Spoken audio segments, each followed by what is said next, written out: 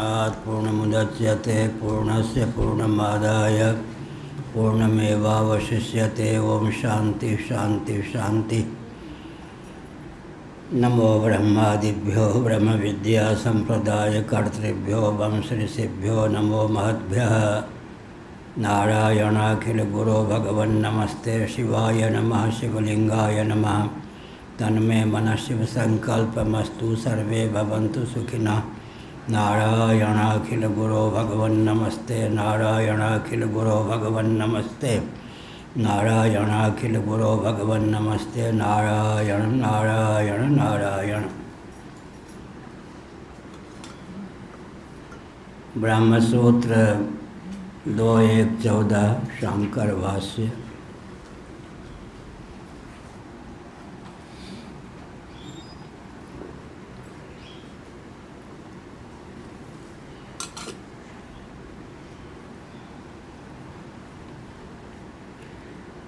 न चयम् अवगतिर्नोत्पद्यत इति शक्यं वक्तुं तद्भाष्य विजज्ञौ छान्दोग्य 6.16.2 इत्यादि श्रुतिभ्यः। ब्रह्मात्म तत्व का जो एकत्व विज्ञान है, ब्रह्मात्म तत्व की एकत्व विज्ञप्ति या अवगति यह संभव नहीं है, ऐसी कल्पना नहीं करनी चाहिए, ऐसा कहना उचित नहीं। छांदोग्य श्रुति 6.16.2 आदि के अनुसार तद्भाष्य विज्ञों ब्रह्म और आत्मा के एकत्व का विज्ञान पूर्व मनुष्यों को प्राप्त हुआ, यह तथ्य सिद्ध है। श्रुति के बारे में यह तथ्य हृदयंगम करने योग्य है कि घटना घटने के बाद श्रुति की संरचना नहीं होती, श्रुति के अनुसार घटना घट जाती है, तभी वेदों का अपौरुषेयत्व सिद्ध हो सकता है, अन्यथा वेदों का अपौरुषेयत्व सिद्ध नहीं हो सकता। श्री राम रघु आदि राजर्षियों का श्रुतियों में ऋगादि वेदों में उल्लेख है, तो आधुनिक व्यक्ति कहेंगे कि ये सब राजाधिराज उत्पन्न हुए, उसके बाद इन वचनों की रचना की गई। ऐसा नहीं, घटना का अनुगमन श्रुति नहीं करती, श्रुति का अनुगमन घटना करती है। श्रुति वेद को कहते हैं, वेद अपौरुषेय हैं। अपौरुषेय के दो अर्थ होते हैं, जीव कर्तृक नहीं, जीव भी पुरुष है। वैशेषिक नैयायिक आदि कहते हैं कि भगवान तो सर्वज्ञ सर्वेश्वर हैं, जीव कर्तृक वेद ना हो, ईश्वर कर्तृक हो ही सकते हैं, क्योंकि ईश्वर सर्वज्ञ हैं। उनकी कृति वेद को मानेंगे तो किसी प्रकार भ्रम प्रमाद करुणा पाटव विप्रलिप्सादि जीवनिष्ठ दोष की प्राप्ति नहीं होगी। भ्रम प्रमाद करुणा पाटव विप्रलिप्सादि जीवनिष्ठ दोषों की प्रसक्ति तब नहीं होगी जब वेदों को ईश्वर कर्तृक मानेंगे। नैयायिक वैशेषिकों के यहाँ वेद अपौरुषेय हैं का अर्थ होता है जीव कर्तृक नहीं है, ईश्वर कर्तृक अवश्य है। पूर्व मीमांसक तो ईश्वर का अस्तित्व मानते नहीं और वेदों को जीव कर्तृक मानते नहीं। उत्तर मीमांसक भी ईश्वर कर्तृक वेद को नहीं मानते हैं। ईश्वर महासर के प्रारंभ में वेदों को उपदेष्टा सिद्ध होते हैं। तेने ब्रह्म हृदय आदि कवये मुह्यन्ति यत् सूरयः श्रीमद्भागवत। तेने ब्रह्म हृदय आदि कवये, हृदय माने मनसैव। भगवान ने संकल्प मात्र से आदि का विकारथ होता है। ब्रह्मा जी हिरण्यगर्भ हृदय में वेद और वेदों के ज्ञान को अभिव्यक्त किया संकल्प मात्र से। इसीलिए ईश्वर के सृष्टियादि विषयक ज्ञान में अभंग आनपूर्वी घटित अपौरुषेय शब्द राशि का नाम वेद है।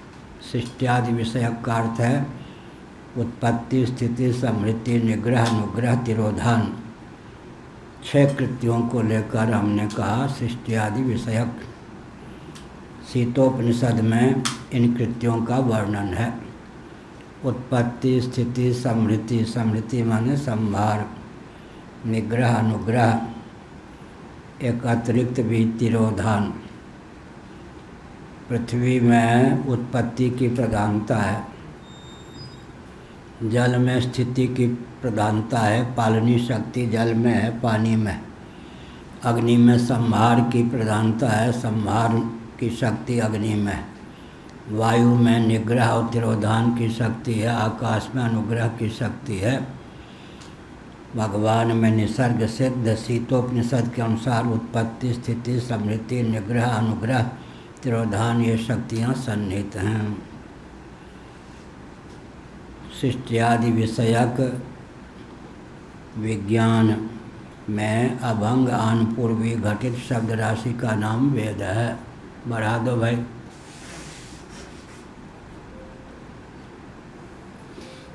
अभंग आनपूर्वी घटित शब्द राशि।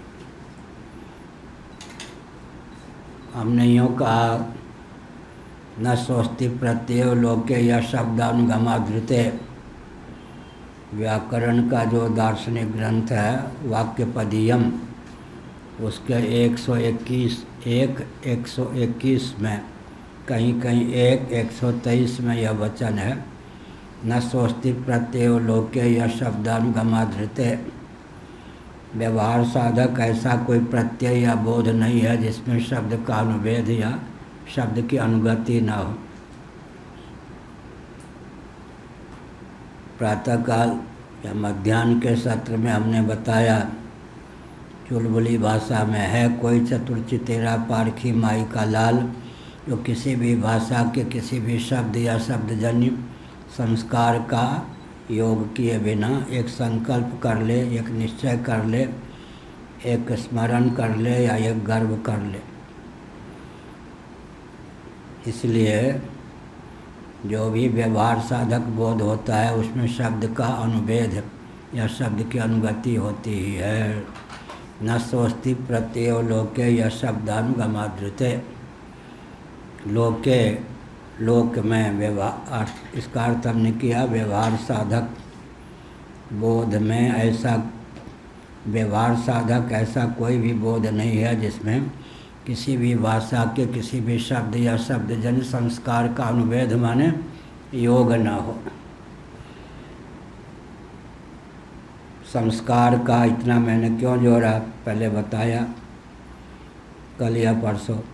पलने पर था शरीर की दृष्टि से, काली काली सूरत वाली काली काली साड़ी पहने चमकते हुए तलवार लेकर 5-6 देवियाँ एक साथ बाजार देती थी, मैं चिल्ला पड़ता था। उस समय कोई भाषा का बल नहीं था, लेकिन आज भी स्मरण है वो पलने की घटना। दिन में 5-7 बार ऐसी घटना होती थी। पालन करने वाली माताओं पर क्या प्रभाव पड़ता था वो जाने, लेकिन मुझे स्मरण है एक दिन यही घटना घटी। तब मन में एक बोध भगवत कृपा से उत्पन्न हुआ, पलने पर अगर मैं कटने मरने छिलने वाला व्यक्ति होता तो पहले दिन ही वार से प्रभावित होकर कटपिट मर जाता। मैं कोई ऐसा तत्व हूँ जो छिन्न भिन्न होने वाला नहीं। उस भयंकर घटनाओं के माध्यम से भगवान यही बोध देना चाहते होंगे। जब पलने पर यह बोध सुस्थिर हो गया उसके बाद वो घटना नहीं घटी। तो आज मैं संस्मरण सुना रहा हूँ, उस समय कोई भाषा का बल तो नहीं था, इसलिए हमने संस्कार शब्द का प्रयोग किया। गर्भोपनिषद के अनुसार गर्भ में जीव भगवान की प्रार्थना करता है। कौन सी भाषा होती होगी, मातृभाषा सीख ले ऐसा तो नहीं, गर्भ से बाहर आएगा, धीरे धीरे काकली तोतली बोली में बोलेगा, धीरे धीरे मातृभाषा सीखेगा, लेकिन गर्भ में भगवान की प्रार्थना करता है तो कोई भाषा तो जानता होगा ना जी, वो कौन सी भाषा है। हमारे पूर्वाचार्य तो बहुत अच्छा, वो तो व्याकरण के दिग्गज विद्वान थे, साहित्यिक भी थे। हर व्यक्ति की मातृभाषा रुदन है कहते थे। रोता हुआ ही माँ के गर्भ से जन्म लेता है, तो सबकी मातृभाषा रुदन ही है, रोना। और यह वैज्ञानिक तथ्य है कि जो बच्चा जन्म लेते समय रोता नहीं, मस्तिष्क से पंगु माना जाता, मस्तिष्क उसका विकृत माना जाता है। जो बच्चा जन्म के समय रोता नहीं तो रुदन भी परिपक्वता का द्योतक, क्या संवेदनशीलता का द्योतक। यह बात तुलसी है कि तुलसीदास जी जन्म लेते यहाँ से वो अपवाद है। सामान्य नियम यह है कि रोता हुआ ही बच्चा जन्म लेता है।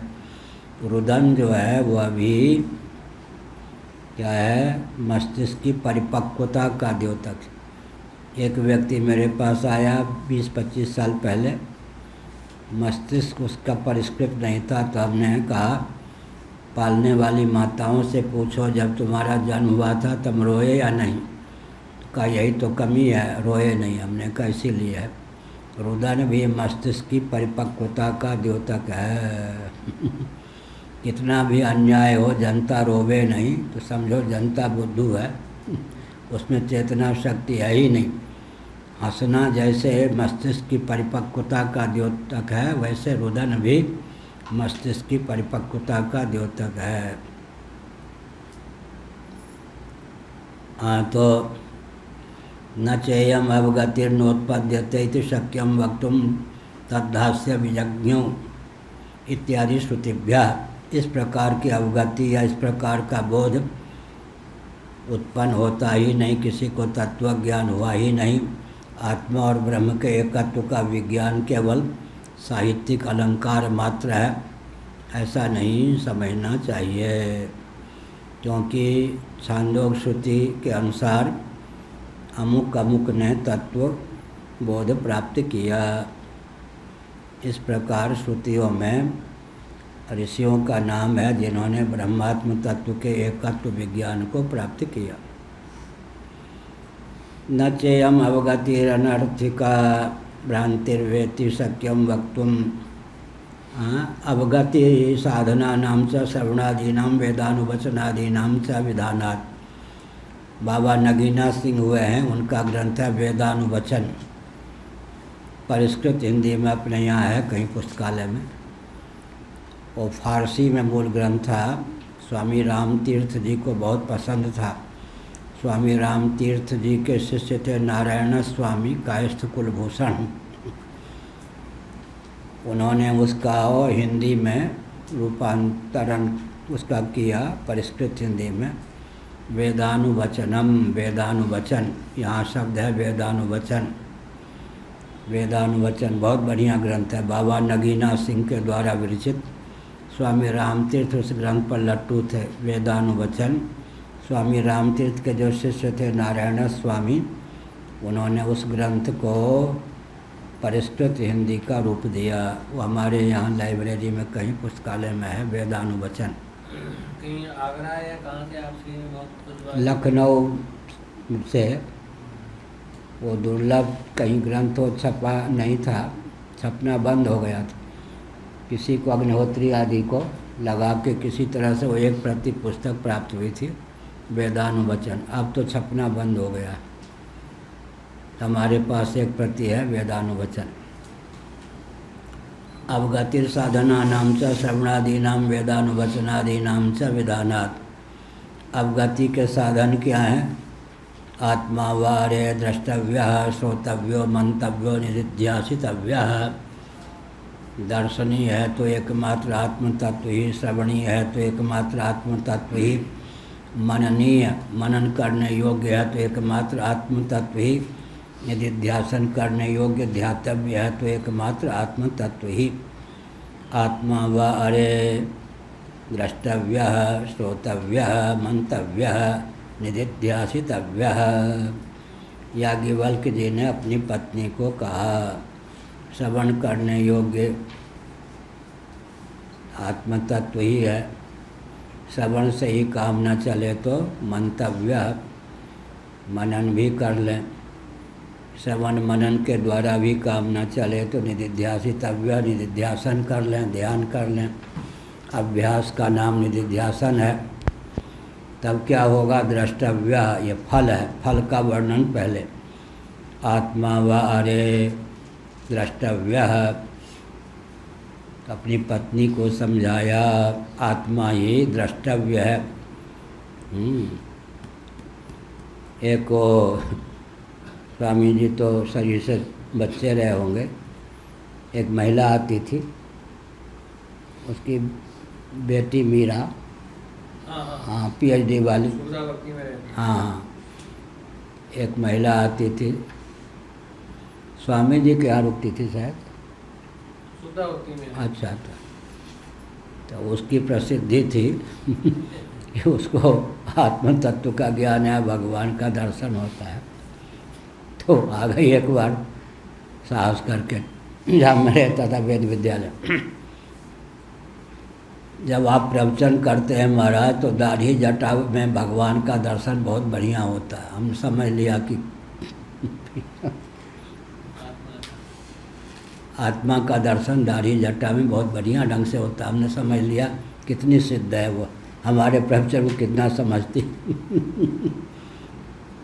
ऐसा ही है, लेकिन उसका नाम सिद्धों में था कि इसको तो आत्मा का दर्शन होता। आत्म तत्व आत्मा वारे द्रष्टव्य, तो घटादि के समान या मन इत्यादि के समान आत्मा का दर्शन होगा तो आत्मा दृश्य कोटि का पदार्थ सिद्ध होगा न। आत्मदर्शन की जो विधा है उस विधा से आत्मदर्शन होता है क्या? द्रष्टव्य, घटादि का दर्शन बाहर, सुख दुखादि का दर्शन, कामादि का दर्शन, शोकादि का दर्शन, आत्मा का दर्शन, साक्षात अपरोक्ष ही आत्म तत्व है। अतद व्यावृत्या अतन्निरसनेन, अतद व्यावृत्या अनात्म वस्तुओं से विविक्त आत्म तत्व है। नेति नेति, जो भी अनात्म प्रपंच है उसका निषेध कर देने पर, बृहदारण्यक उपनिषद में 2 बार नेति नेति है, योग वासिष्ठ में 3 बार नेति नेति नेति है। एक जगह योग वासिष्ठ में नेति नेति नेति 3 बार है, न इति न इति न इति।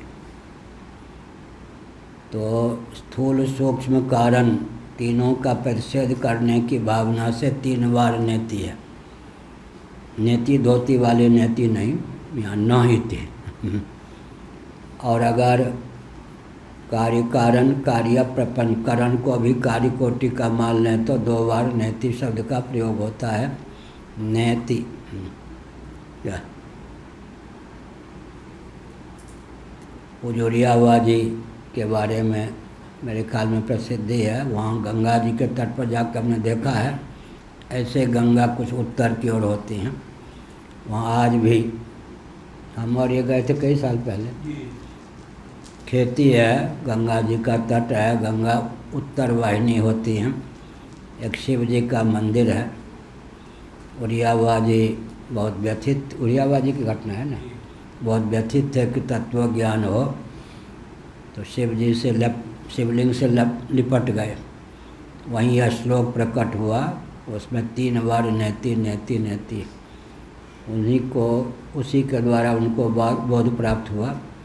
बाद में वह श्लोक योग वासिष्ठ में प्राप्त हुआ था। नेति नेति नेति, 3 बार नेति शब्द का प्रयोग हमने अपने ग्रंथों में कहीं लिखा भी है, पर इतने ग्रंथ 100 से ज़्यादा हो गए होंगे 100 से ज़्यादा ग्रंथ में किसी के 100 बेटे हो जाए तो नाम गिनना ही कठिन 100 से ज़्यादा ग्रंथ छपे हैं, किसमें क्या लिखा ध्यान नहीं। तो वो वचन बहुत बढ़िया है, नेति नेति नेति। योग वासिष्ठ में वो वचन निकला, नहीं तो 2 बार है नेति नेति। कार्य प्रपंच कारण प्रपंच का प्रतिषेध करना हो तो 2 बार से काम चल जाता है। और स्थूल सूक्ष्म कारण 3 विभाग करना हो तो नेति 3 बार अपेक्षित है। श्रवणादीनां वचना वेदानुवचनादीनां च विधानात् नेति नेति जहि कही वेद निरूपा न इति न विति अतद व्यावृत्या अतद निरसनेन आत्मतत्व तो साक्षात अपरोक्ष ही है, अविदित है ही नहीं, साक्षात अपरोक्ष है। लेकिन अनात्म वस्तुओं के अनुरूप आत्ममान्यता का निरसन करने के लिए फिर क्या है, पंचकोशों का ज्ञान अपेक्षित है। और तन्निरसनेन सबका निरसन कर देने पर जो बचता है वही आत्म तत्व है। इस कक्ष में भृगु नामक कोई व्यक्ति बैठे हैं, कोई भृगु जी को ढूंढने आया, ये भृगु हैं, ये भृगु हैं, ये भृगु हैं। इनके अतिरिक्त सबका निषेध कर दिया गया, यह भी भृगु नहीं, या ये भी भृगु नहीं, ये भी भृगु नहीं। अंत में जो बच गए वो भृगु सिद्ध हो गए। ऐसे ही अतद व्यात्या अतद निरसनेन आत्मतत्व साक्षात अपरोक्ष ही है। फिर अनात्म वस्तुओं के अनुरूप आत्ममान्यता का परित्याग। श्रीमद्भागवत में मुक्ति को परिभाषित किस ढंग से किया गया, मुक्ति हित्वा अन्यथा रूपम स्वरूपेण व्यवस्थिति ही, अन्यथा रूपम हित्वा स्वरूपेण व्यवस्थिति मुक्ति ही, यह हुआ। अवगति तो होती ही है। अवगति के साधन जो हैं श्रवण मनन निधिध्यासन। अवगति का अर्थ क्या हो गया, दर्शन। जिस विधा से दर्शन, सुख का दर्शन आँख से होगा या नाक से या कान से, सुख का दर्शन कैसे होगा, आँख से। हाँ, एक से एक दार्शनिक है। ठीक, सुख का दर्शन आँख से तो होगा ही, भूख का दर्शन मुँह से। हाँ ठीक है, एक वाह। अब क्या मालूम, एक एक ऋषि बैठे हैं, ऋषि को ठीक है। आँख से दर्शन होगा किसका, सुख का। अब भूख का दर्शन मुख से होगा। बढ़िया बढ़िया। प्यास का दर्शन पीने से होगा, प्यास का दर्शन। बहुत बढ़िया, ठीक है, दार्शनिक है। प्रयागराज का दर्शन है ये, प्रयाग दर्शन है इसका नाम। प्रयाग के पंडा हैं ये प्रयाग दर्शन है। ठीक है, सुख का दर्शन आँख से होता ही है। हाँ बिल्कुल। बढ़िया। पढ़ना लिखना सब इन्हीं के पास जाता है, बात किसी के पास रहता नहीं। जो हम पढ़ाते हैं वो खिसक कर इन्हीं के पास चला जाता। बढ़िया। इसमें कोई धैर्य तोड़ना नहीं चाहिए, बैठना चाहिए, बैठते बैठते बैठते। जब हम दिल्ली गए तो हमारी प्रसिद्धि थी मातृभाषा हिंदी न होने पर भी कि बहुत धारा प्रवाह हिंदी बोलता है। लेकिन जब हम दिल्ली गए, पढ़ाने वाले जो हिंदी बोलते थे तो हम तो छत की ओर देखने लगते थे। 5-7 दिनों में हमने कहा रे ये तो इतने तेज़ हिंदी बोलते हैं। फिर हमने अभ्यास किया, तब जब हम हिंदी बोलने लगे तो वो देखने लगे अध्यापक लोग ये क्या बोलता है। ऐसे ही होता है, क्या अभ्यास के द्वारा होता है। तो श्रोतव्य से पहले द्रष्टव्य, बेटा श्रुति है ना हितैषिणी, ऐसे द्रष्टव्य देख ले आत्म तत्व को। इतनी क्षमता तो नहीं है, श्रोतव्य श्रवण कर ले। श्रवण करने से काम पूरा नहीं हुआ। मंतव्य, संशय का निवारण करने के लिए मंतव्य, इससे भी तो काम नहीं चला। निधिध्यासितव्य, विपर्यय का निवारण करने के लिए क्या है, निधिध्यासितव्य। अज्ञान का निवारण करने के लिए श्रोतव्य। तो दर्शन के साधन है श्रवण मनन निधिध्यासन।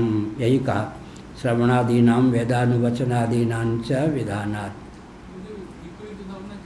हाँ, विपरीत भावना, मित्र में शत्रु बुद्धि, शत्रु में मित्र बुद्धि। क्या यही विपरीत भावना है। विपरीत भावना कुछ हो कुछ समझ लें, यही विपरीत भावना। संशय विपर्यय, संशय वा न वा, ऐसा है या नहीं।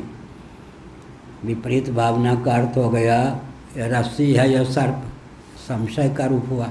वा न वा, यह तो सर्प है, ये विपर्यय हो गया। है रस्सी, समझ लिया सर्प, है मित्र, समझ लिया शत्रु। ठीक। विपर्यय माने विपरीत भावना। विपरीत माने जो वस्तु जैसी न हो या जो व्यक्ति जैसा न हो उसको उस रूप में समझ लेना। विधान किया, विधान है क्या, इस पर भी पहले बहुत शास्त्रार्थ हो चुका है। श्रोतव्य विधिवाक्य है क्या, विधिलिंग का यहाँ पर प्रयोग है क्या, इस पर कहा। इसका नाम है विधिक छाया, विधि की छाया, साक्षात विधि नहीं। क्यों? विधि जो है अत्यंत अप्राप्त को लेकर है, आत्म तत्व तो साक्षात अपरोक्ष ही है। इसलिए श्रोतव्य, मंतव्य, निधिध्यासितव्य विधि वाक्य न होकर विधि छाया, विधि की छाया के सदृश, विधि सदृश है, न कि साक्षात विधि। अपूर्व के प्रतिपादक नहीं है, नित्य सिद्ध। ये जो वचन है अपूर्व के प्रतिपादक नहीं है, नित्य सिद्ध जो आत्म तत्व है उसी के प्रतिपादक हैं। यह कहा न चेयम अवगति अनर्थिका भ्रांतिर्वेति शक्यम वक्तुम। इस प्रकार जो अवगति है हम ब्रह्मास्मि आदि के माध्यम से, अनर्थिका कोई से प्रयोजन की सिद्धि नहीं होती या नहीं मान सकते, या भ्रांति है यह भी नहीं कह सकते।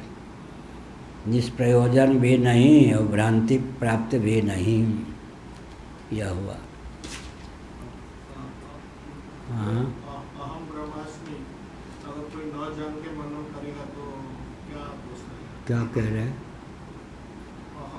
अहम ब्रह्मास्मि इसका अर्थ न जानकर अगर कोई जप करेगा, जब तक मनन करेगा या मनन कैसे करेगा? मनन कैसे करेगा? श्रवण ही नहीं होगा तो मन नहीं जब कर सकता है। मनन तो तब होगा जब श्रोतव्य श्रवण होगा, तब मनन होगा। श्रुति की प्रधानता से श्रोतव्य श्रवण है, युक्ति की प्रधानता से मनन है।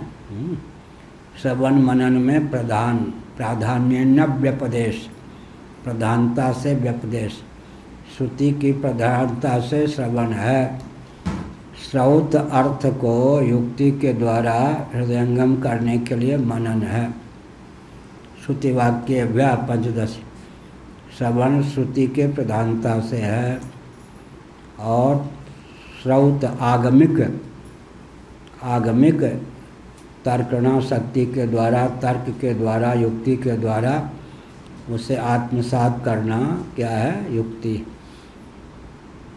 पंचदशी जो है श्रुति को मन में रख करके विद्यानंद स्वामी जी ने पहला जो प्रकरण है युक्ति प्रधान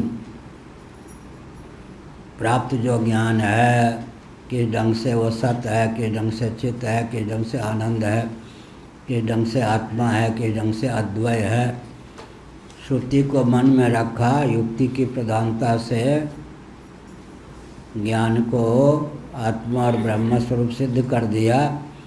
फिर उन्होंने कहा कि ये युक्ति के द्वारा जो प्राप्त ज्ञान की ब्रह्मरूपता का विवेचन किया गया है, इसमें कोई श्रुति प्रमाण नहीं है। तो कहा नहीं, श्रुति बाद में उद्धृत की।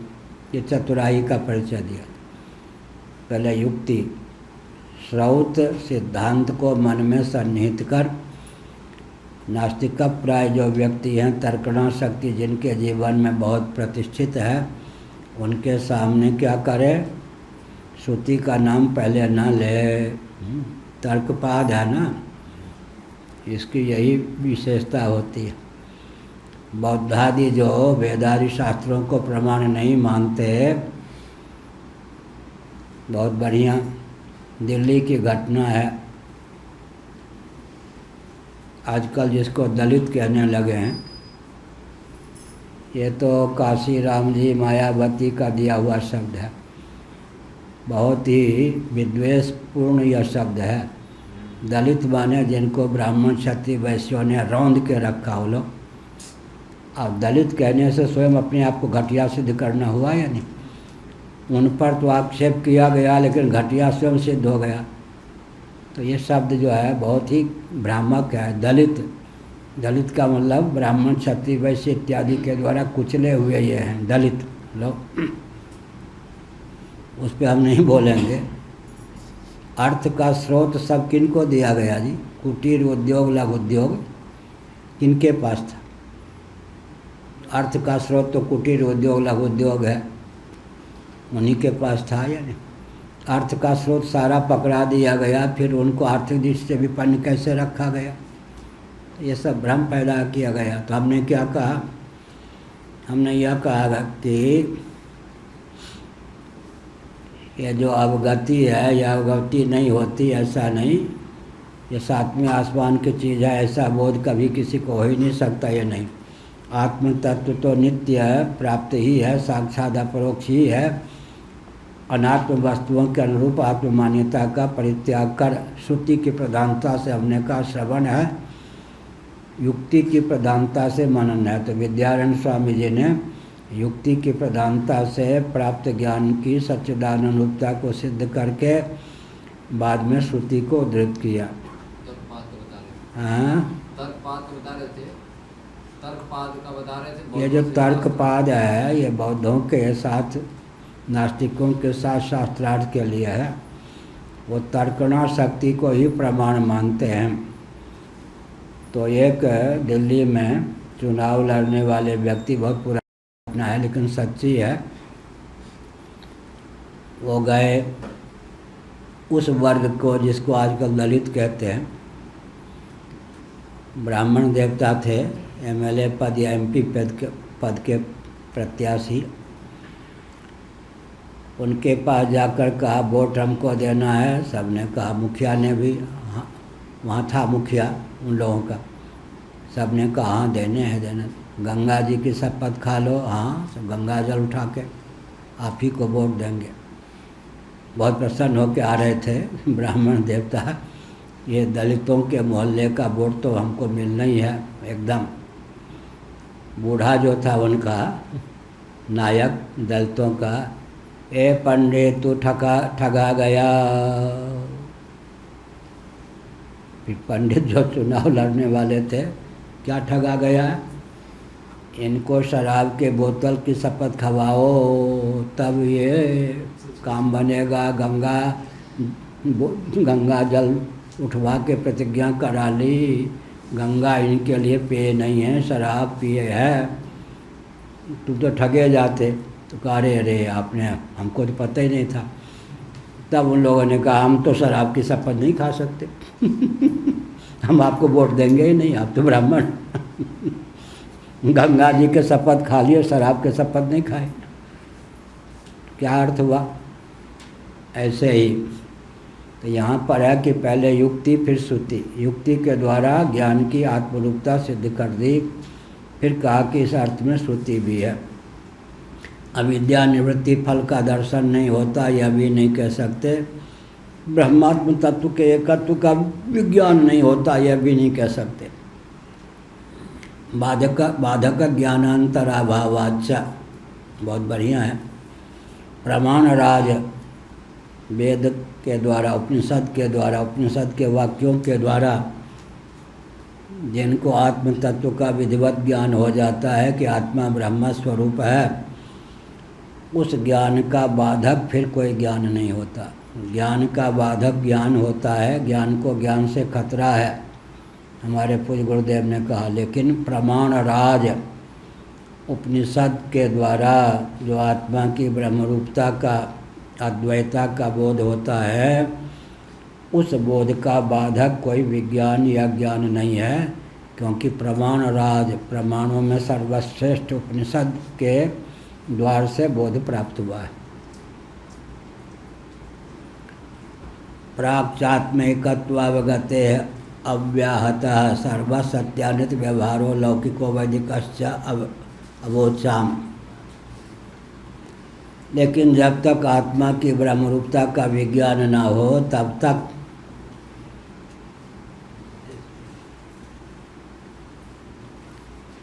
यही है ना, प्राक् च आत्मैकत्वावगतेर अव्याहत सर्व सत्यानृत व्यवहारो लौकिको वैदिकश्च इत्यवोचाम। चाहे व्यवहार जैसा हो, सत्य हो, अनृत हो, जब तक ब्रह्मात्म तत्व के एकत्व का ज्ञान नहीं होता तब तक वह अबाधित रहता है। इसका मतलब यह नहीं कह सकते कि सन्मार्ग का ही उच्छेद हो जाएगा जब हम प्रपंच के मिथ्यात्व का निर्णय कर लेंगे। असी ब्रह्म तुसी ब्रह्म, मैं भी ब्रह्म तुम भी ब्रह्म, तो सब कर्मकांड उपासना कांड का श्रवण आदि का भी मार्ग ही अवरुद्ध हो जाएगा। उन्होंने कहा नहीं, जो इस ब्रह्मात्म तत्व को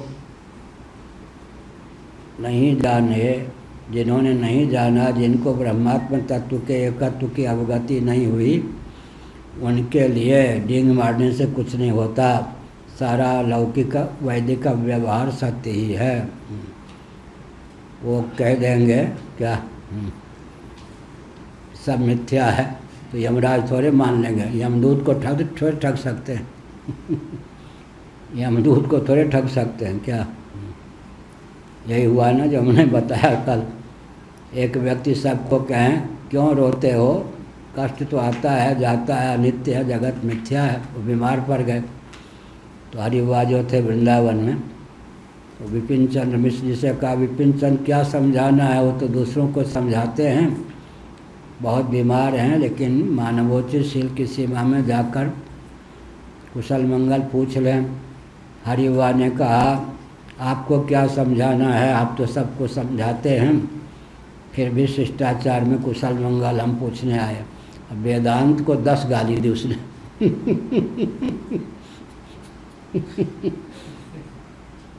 तब हरिवाह जी चुप, हंस भी नहीं सकते थे। वेदांत को 10 गाली दिया उन्होंने। बाद में कहा, देखो विपिन बाबू स्थिति यह है इसकी गप मार दी, डिंग मार दी है। हाँ, कुछ नहीं है, ये सब ढोंग, हमको वेदना हो रही है, ये झूठ है तो यही हुआ ना। बिल्ली ने और चूहे ने एक बार संगठन किया कि बिल्ली के गले में कम से कम घंटी बांध दो, जब आवे तो आवाज़ हो तो हम लोग सतर्क हो जाएं। तो नेता जो था उसने कहा, म्याऊं का ठोर कौन पकड़ेगा। जैसे बिल्ली बोलती है मुंह बंद करके गले में, जब जो जाएगा घंटा बांधने उसी को खा लेगी बिल्ली। तो उत्तर प्रदेश में कहते म्याऊं का ठोर कौन पकड़ेगा यही है। इसलिए कहा कि यहाँ पर जब तक ब्रह्मात्म तत्व का एकत्व विज्ञान नहीं है, नकल करने से काम नहीं चलेगा। यमराज के सामने वो एक घुड़की में सब काम, सारा ज्ञान विज्ञान नष्ट हो जाएगा। इसलिए यहाँ पर जब तक आत्मा और ब्रह्म के एकत्व का विज्ञान नहीं है तब तक उस व्यक्ति के लिए कर्मकांड के वचन भी ज्यों के त्यों यथार्थ, उपासना कांड के वचन भी ज्यों के त्यों यथार्थ। सगे संबंधी, माता पिता भाई, जिसके साथ जैसा व्यवहार करना चाहिए ज्यों के त्यों, ये नकल से काम नहीं चलेगा। हम ब्रह्मास्मि कह देने से यमराज को डरेंगे नहीं।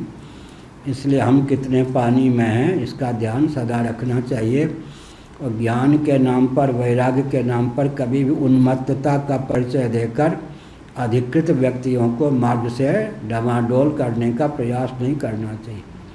वैराग्य का आवेश, जैसे भूत का आवेश होता है ना, कल शादी होनी, अरे क्या रखा है, घर छुड़वा दिया। कल शादी हुई, घर छुड़वा दिया, बाबा बना दिया। ये वैराग्य का आवेश।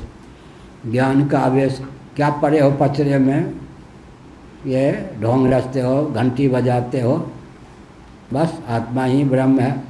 ये वैराग बोध का आवेश हुआ, आवेश भूत प्रेत के समान हुआ। तो अधिकृत व्यक्ति का क्या, न बुद्धि भेदम जनयेद अज्ञानाम कर्म संज्ञानाम जोशयत सर्वकर्माणि विद्वान युक्त समाचरण। क्या समाचरण माने, लोक संग्रह की दृष्टि से अज्ञों के बीच में जब विद्वान भी हो, तत्वज्ञ भी हो, तो ऐसे बच्चों को जब बोलना सिखाते हैं तो माँ भी तोतली वाली बोली बोलकर उसके मन को आकृष्ट करती है। धीरे धीरे धीरे धीरे बच्चा तोतली वाणी जब बोलना बंद कर देता, स्फुट बोलने लगता है। ऐसे ही अज्ञों के बीच में जाए तो लोक संग्रह की दृष्टि से कर्म करें, तुम्हारे चलत चलन सब कोई, उनको देखने पर भी लोग कर्म का त्याग नहीं करेंगे। वैराग्य का आवेश, किसी किसी को योग का आवेश हो जाता है आसन से योग का आरंभ किया, सबको मार डालते हैं योग के नाम पर। विवेक क्या कहते हैं, यम नियम है ही नहीं, आसन से योग शुरू कर दिया। साधन चतुष्टय नहीं है, वेदांत शुरू कर दिया, हम ब्रह्मास्मि। और वर्ण आश्रम के अनुसार कर्मकांड का उच्छेद करना हो, वर्ण निरपेक्ष, आश्रम निरपेक्ष, वेश निरपेक्ष कर्मकांड चला दिया। ये सब मारक हैं, ये व्यापारियों ने चला दिया, ये ठीक नहीं। यह जो प्राप्त ज्ञान है प्रमाण राज्य के द्वारा प्राप्त है, इसका बाधक कोई ज्ञान नहीं होता। बाधक ज्ञानांतर अभावाच्च भावच्च अभाव होने के कारण, अभाव इसमें क्या, अभावंच, अभावंच ठीक है, अभावंच ठीक। प्राप्त आत्मैकत्वावगते अव्याहत सर्व सत्यानित व्यवहारो लौकिको वैदिकश्चेत्यवोचाम। भगवान भाष्यकार कहते हैं कि हमने पहले इन तथ्यों को उद्भाषित कर दिया कि जब तक आत्मा और ब्रह्म के एकत्व का बोध नहीं है तब तक जो भी लौकिक वैदिक व्यवहार हैं वो सत्य ही हैं। इसका अर्थ है कि अगर कोई नकलची या केवल देखा देखी तोता रटंत अपने अधिकार की सीमा का अतिक्रमण करके मर्यादा का उच्छेद करता है तो वह क्या तत्वज्ञ नहीं माना जा सकता, उन्मार्गगामी माना जा सकता है। उसके चपेट में आए हुए व्यक्ति भी उन्मार्गगामी हुए बिना नहीं रह सकते। तस्माद् अन्तेन प्रमाणेन प्रतिपादित आत्मैकत्वे समस्तस्य प्राचीनस्य भेद व्यवहारस्य बाधितत्वान्नेकात्म ब्रह्म कल्पनावकाशोस्ति। यह जबकि बात ऐसी, इसलिए अन्त्येन प्रमाणेन, प्रमाण राज सबसे उत्कृष्ट प्रमाण जिसके सामने अन्य कोई प्रमाण टिक नहीं सकता है। उपनिषदों का शिरोभाग वेदांत, वेदों का शिरोभाग वेदांत उपनिषद, औपनिषद विज्ञान जिनको प्राप्त है, उस विज्ञान का बाधक कोई और प्रमाण हो नहीं सकता। प्रमाण राज की महिमा से जिनको आत्मा की ब्रह्मरूपता का विज्ञान प्राप्त हुआ है, उस विज्ञान को किसी भी प्रमाण से अब खतरा नहीं।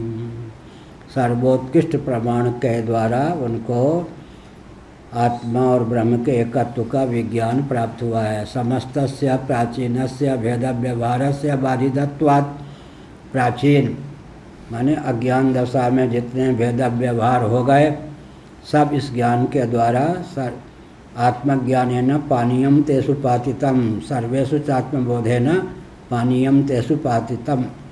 आत्मविज्ञान ने क्या किया, सब पर पानी फेर दिया। क्रियाकारक फल भेद बुद्धि पूर्वक जितना व्यवहार होता है सब पर पानी फेर दिया। मैं भूतपूर्व करता हूँ, वर्तमान में करता, ऐसा भी नहीं। क्या कर्तृत्व का ही अपलाप हो गया, भोक्तृत्व का ही अपलाप हो गया, परिच्छिन्नत्व का ही अपलाप हो गया।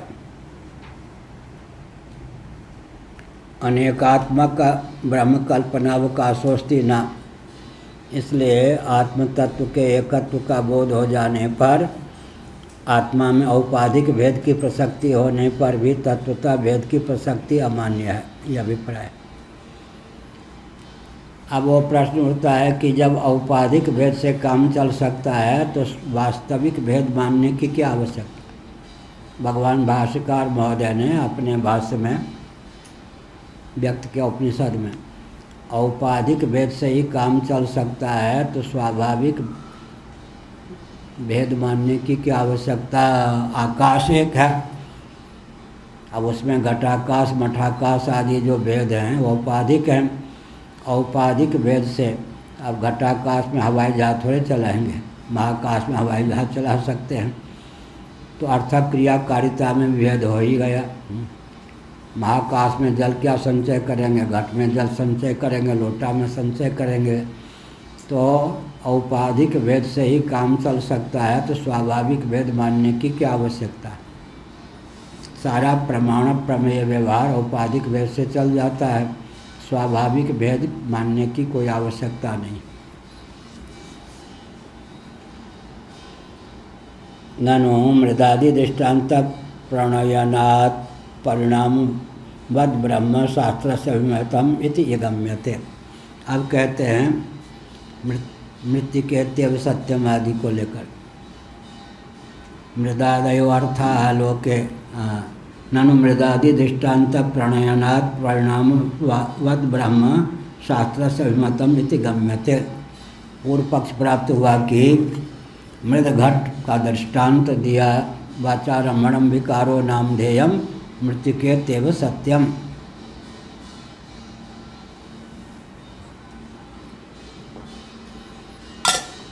या तो परिणामवाद का उदाहरण है, मिट्टी का विवर्त घटादि हैं, मिट्टी के विवर्त घटादि हैं, या मिट्टी का विवर्त घट है या परिणाम। मिट्टी का परिणाम ही कह सकते हैं।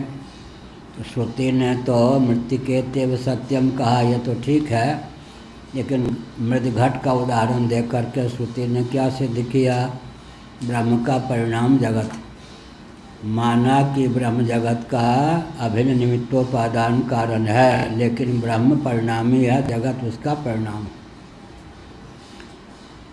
बहुत कठिनाई से तो ब्रह्म को उपादान कारण माना जा सकता है। उपादान कारण मान लेने पर फिर भगवान को परिणामोपादान कारण मानना सुगम है। भगवान का परिणाम जगत है, ब्रह्म का परिणाम जगत है, लेकिन परिणामोपादान का भाव सुदृढ़ हो जाए तब विवर्तोपादान की सहिष्णुता आती है। सत्य सहिष्णुता की क्रमिक अभिव्यक्ति का ध्यान रखा जाता है। क्या? सत्य सहिष्णुता की क्रमिक अभिव्यक्ति।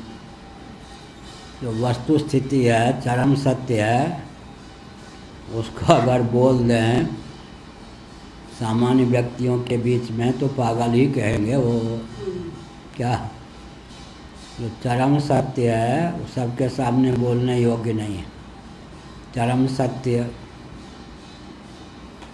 या भवन भी नहीं है, या कक्ष भी नहीं है, यहाँ कोई बैठे नहीं है, न कोई श्रोता है, न वक्ता है, न पुस्तक है। अगर मैं बोलूँ तो आप सब पागल ही समझोगे या नहीं? बात तो सत्य है यार।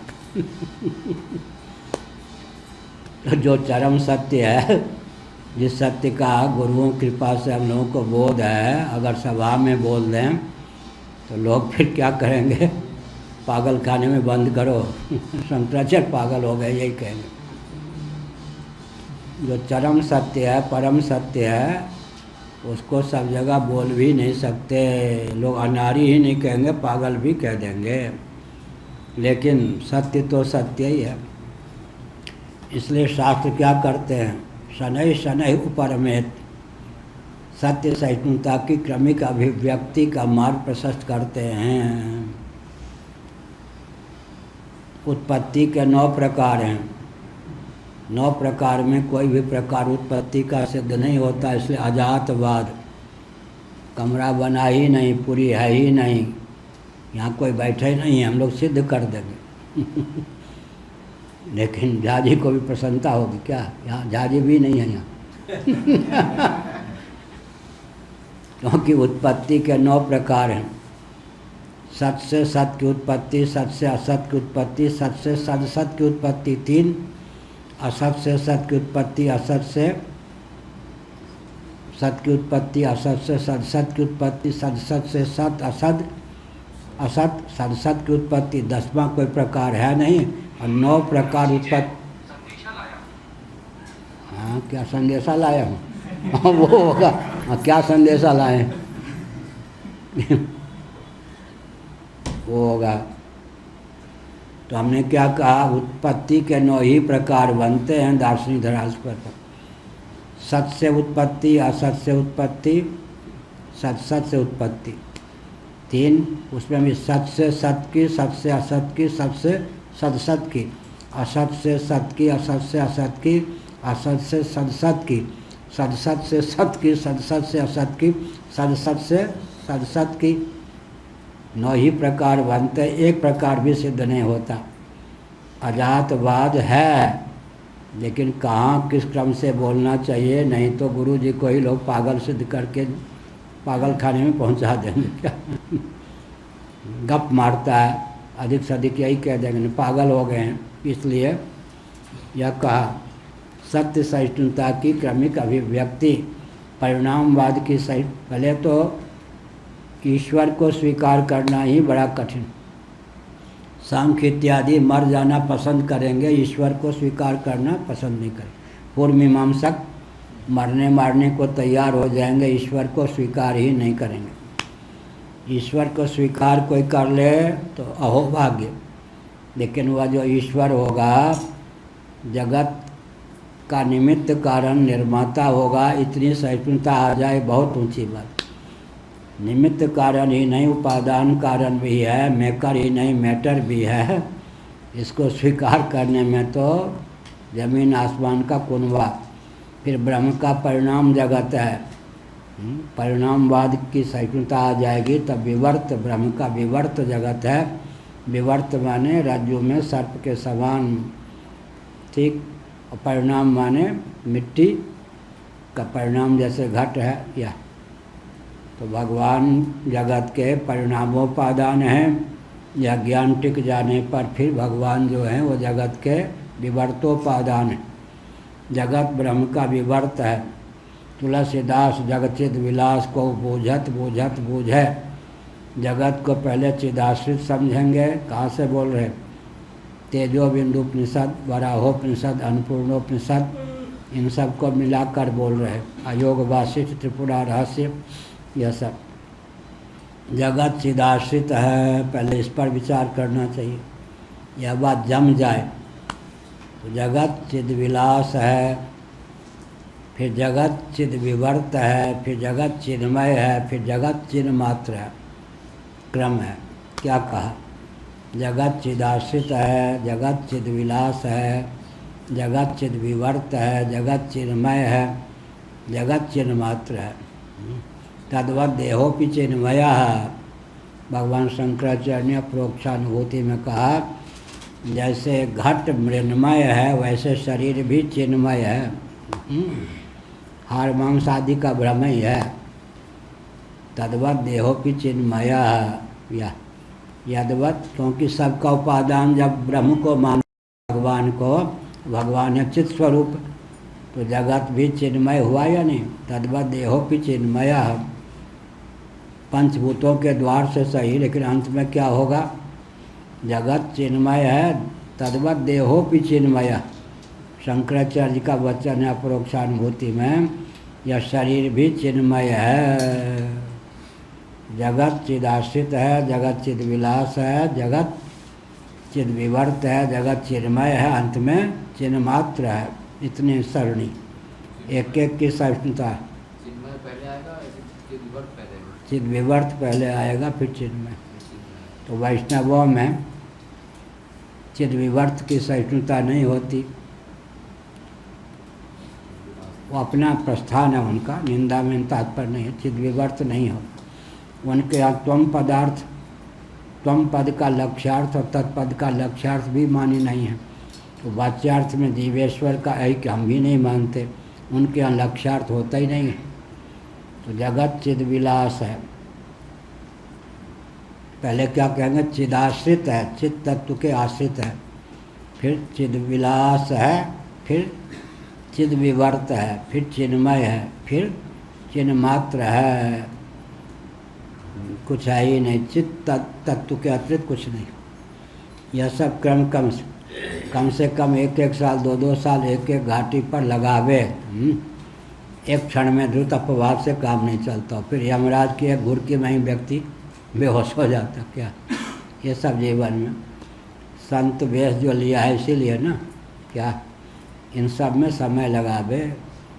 14-14 घंटे हम एक एक दिन में मनन करते थे, 14-14 घंटे। लेकिन वो तिग्गा कॉलेज की घटना के बाद में व्यावहारिक उल्टा हम लोगों का क्रम है ना, सबसे अंतिम चीज़ पहले है, प्रक्रिया भाग ये सब बाद में। 14-14 घंटे श्रृंगेरी आदि में रहते थे तो विचार करते थे। मनन नहीं करेंगे तो काम नहीं चलेगा। इतना भी ठीक है, सुन लेते हैं चले जाते हैं, फिर पुस्तक पलटते भी नहीं होंगे। क्या आज पाठ में चला उस पर भी विचार नहीं होता होगा, गोष्ठी भी नहीं होती होगी, तो भी संस्कार तो बनता है ना, इतना तो होगा ही। क्या संस्कार तो बनता है, ठीक। और आस्था न हो तो आवें क्यों, ये भी एक विचित्र बात। आस्था न हो तो क्यों आवें, अपना समय क्यों लगावें। ट्रेन में धक्के खाते खाते कोरोना न हो जाए, कोरोना के डरपोक व्यक्ति क्यों आएंगे। इतना साहस लेकर तो आते हैं कि मरना है तो मर जाएंगे, जीना है तो जी जाएंगे, तब तो आते हैं, सुनते हैं। सुनते सुनते सुनते सुनते क्या होता है, सुन्नी बाबा सुनते सुनते सुनते सुनते सुन्नी बाबा फिर सिद्ध हो जाता है। सुन्नी बाबा सिद्ध कैसे होगा, सुनने वाला। सुनते सुनते सुनते सुनते सुन्नी बाबा सिद्ध हो जाता। हाँ, सुनना चाहिए। असकृत उपदेशात, बार बार 9 बार तत्वमसी का उपदेश है। 9 बज गया, 3 ही 4 पंक्ति हुई, कोई बात नहीं। विवर्त से ऊपर होगा तो स्वरूपार्थक होगा। मैं अगर चिन्मय विवर्त से ऊपर, अरे आपकी बात मान रहे हैं, पहले चिदाश्रित है, चिदविलास है, चिन्मय है, चिदविवर्त है ना, यही होगा ना फिर। नहीं, अगर विवर्त से ऊपर रखेंगे तो स्वरूपार्थक का रखेंगे मय का। हाँ, विवर्त से ऊपर रखेंगे तो मय का अर्थ स्वरूपार्थक ही होगा। इसलिए अंत में चिन्ह मात्र हुआ ना। मयट प्रत्यय जो होता है विकारार्थक होता है, प्राचुर्यार्थक होता है, स्वरूपार्थक होता है व्याकरण के अनुसार। मयट प्रत्यय स्वरूपार्थक भी होता है, गिने चुने व्याकरण वालों को ज्ञान है ये। मयट प्रत्यय जो व्याकरण में होता है, क्या क्या आपने कहा, विकारार्थक, प्राचुर्यार्थक, अंत में स्वरूपार्थक। विकारार्थक होता है, चिन्मय शब्द जैसे है, मयट प्रत्यय युक्त है या नहीं। विकारार्थक मृन्मय, मृन्मय में विकारार्थक हो गया या नहीं। और प्राचुर्यार्थक भी होता है, जलमय जब कह दिया, जलमग्न, जलमय कह दिया, यहाँ क्या हो गया, प्राचुर्यार्थक हो गया। और कहीं कहीं क्या स्वरूपार्थक है, कहीं कहीं विकारार्थक, प्राचुर्यार्थक, फिर स्वयं मात्र जो है मय प्रत्यय स्वरूपार्थक। पहले विकारार्थक, फिर प्राचुर्यार्थक, फिर स्वरूपार्थक। मय प्रत्यय के 3 भेद। ओम पूर्णमदः पूर्णमिदं पूर्णात् पूर्णमुदच्यते पूर्णस्य पूर्णमादाय पूर्णमेवावशिष्यते। ओम शांति शांति शांति।